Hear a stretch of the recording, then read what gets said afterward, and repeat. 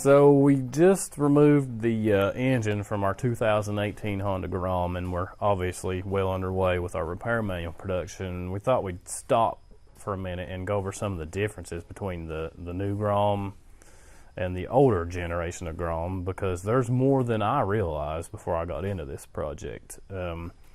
Obviously, on the new Grom, you have the LED lights, the updated bodywork, the different exhaust system.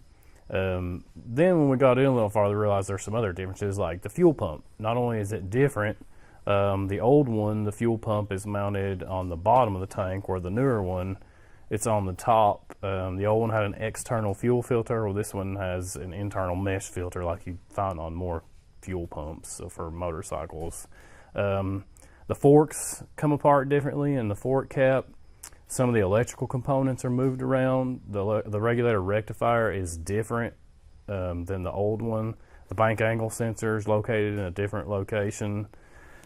And the O2 sensor on this one, the old one, it would just unplug. On this one, it requires an actual O2 sensor removal socket, a special socket. Or, like we'll show in another video, we just made a tool to fit this one and get it out. And who knows what else we'll find as we move through the rest of this project.